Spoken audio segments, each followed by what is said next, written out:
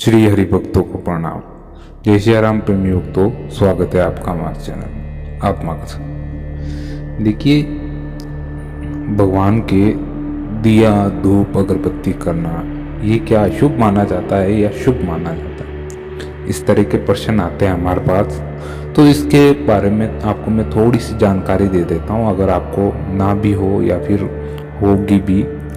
लेकिन काफ़ी अन्य भक्त होते, प्रेमी भक्त, जो भगवान को हर चीज़ प्रदान करते हैं, हर चीज़ जो स्वयं अर्पण नहीं करते, पहले प्रभु को अर्पण करना वह पसंद करते हैं। इसी प्रकार से लोग सुबह शाम प्रातःकाल और संध्या वंदन में दिया धूप अगरबत्ती माला चढ़ाना, नारियल चढ़ाना और घर में चारों तरफ धूप करते हैं।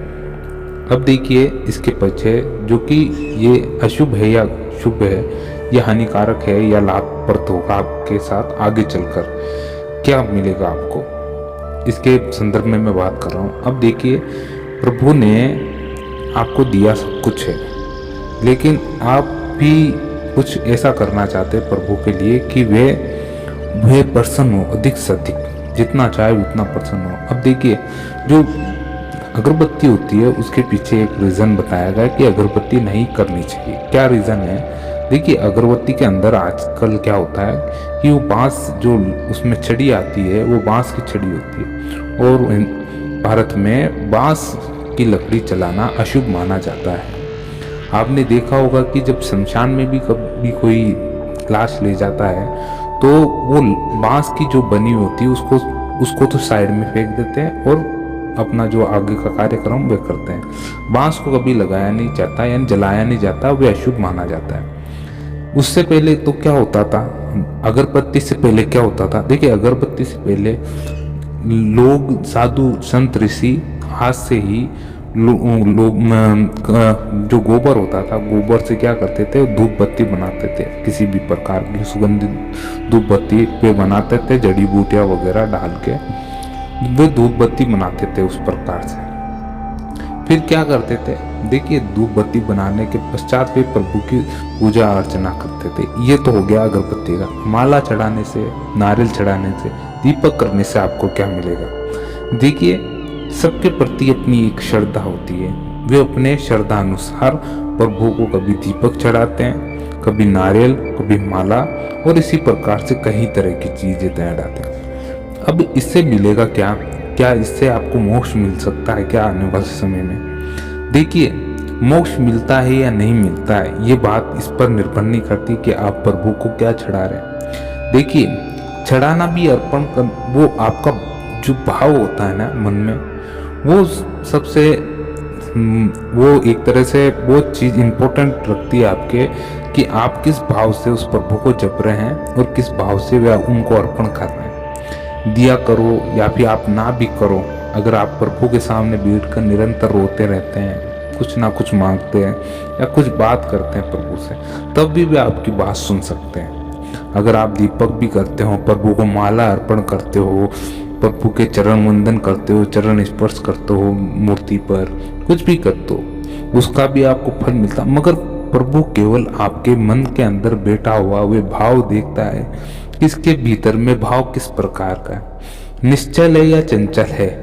अर्थात आपका जो निश्चल भाव है, यानी उसमें किसी भी प्रकार की कोई कामना नहीं है, तो प्रभु बहुत जल्द प्रसन्न हो जाते। कि नहीं, ऐसा भक्त जो किसी प्रकार की कामना ना लिए हुए भी मेरी निरंतर भक्ति किए जा रहा, आखिर इसको चाहिए क्या, प्रभु भी सोच में पड़ जाते हैं। और वे भक्त होते जो मनोकामना लिए हुए रहते हैं, अर्थात कुछ ना कुछ मनोकामना रहती है उनके मन में कि हाँ, प्रभु को से मुझको ये चाहिए, कुछ अच्छा व्यवसाय करना है, अच्छी जगह शादी करनी है। तो इस प्रकार के प्रश्न भी होते हैं। तो प्रभु तो परम विधाता है, सबके मन की बातें जान जाता है। तो उसी प्रकार से आपका भाव बहुत सहज उपयोग यहाँ करता है।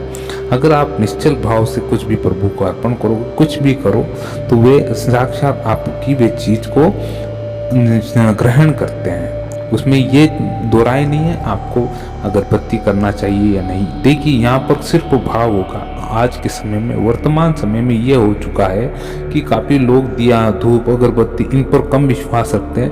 वे वे लोग जो कि एक निराकार की ओर जा रहे हैं। देखिए निराकार तो क्या आज थोड़ी ना उत्पन्न हुआ, लेकिन लोगों को पता अब चलने लग रहा है। ठीक है, लोगों अब धीरे धीरे पता अब चलने लग रहा है कि हाँ ये चीज निराकार भी है या वो प्रभु एक निराकार है, चारों तरफ रहता है। देखिए निराकार भी और साकार भी, लेकिन लोग में जो सोचने समझने की जो क्षमता आई है अब वर्तमान समय में, कि अब लोग सही तरह से समझ पा रहे हैं कि देखिए जहाँ पर विश्वास है वहाँ पर अंधविश्वास भी है। आपको इस यानी अध्यात्म में आपको अंधविश्वासी भी मिलेगा और विश्वासी भी ज़्यादा मिलेंगे। अंधविश्वासी महज मात्रा में ज़्यादा देखने को मिल जाते, हर फील्ड में आपको देखने को मिलेगा कि अंधविश्वास हर जगह है, हर किसी फील्ड में आपको देखने को मिलेगा। लेकिन जो विश्वास है प्रभु के प्रति वो बहुत कम लोगों में देखने को मिलता है।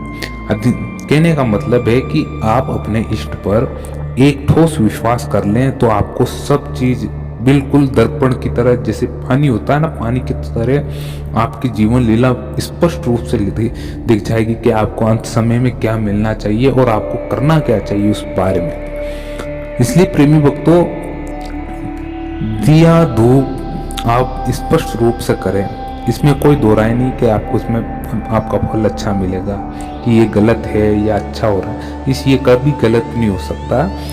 इसमें आपका भाव, आप कोशिश करें कि आपका जो भाव है वो और शुद्ध करने की कोशिश करें, जितना शुद्ध हो सकता है। जितना शुद्ध होता है, वैसे अधिकांशतर लोग तो शुद्ध मन से ही दिया धूप करते, क्योंकि वे एक ही समय ऐसा होता है कि जब भक्तगण केवल किसी के बारे में नहीं सोचते, केवल प्रभु के बारे में सोचते। फिर भी आप जरूर कोशिश करें कि आपका चित्त उस समय प्रभु की भक्ति में ही लीन रहे, क्योंकि काफी भक्तगण होते हैं, यानी उस केवल 10 या 15 मिनट के समय में भी उनका चित्त इधर उधर लगा रहता है। फिर भी भक्तों, ज़्यादा लंबा समय नहीं है हमारे पास, अर्थात कहने का तात्पर्य ज़्यादा लंबा जीवन नहीं है। इसकी जो इच्छाएं हैं उसको तो आप आंशिक कर लीजिए, यानी कम कर लीजिए, और प्रभु की भक्ति में इसको जितना अर्पण कर सके उतना कर दीजिए। आपको प्रभु बेहद सहारा देगा, बेहद सारा। प्रेमी भक्तों, आपको ये वीडियो कैसा लगा जरूर हमें कमेंट करके बताएं, और चैनल को सब्सक्राइब कर लें। आत्मा का सफर और दिया धूप करने से किसी भी प्रकार की हानि नहीं पहुंचती है। आप करें, आत्मविश्वास के साथ करें और एक शुद्ध भाव के साथ प्रभु से कामना करें, प्रार्थना करें, उनसे उनका नाम स्मरण करें। प्रेमी भक्तों, जब तक के लिए जय श्री राम, जय श्री हरि। मिलते हैं अगले वीडियो में।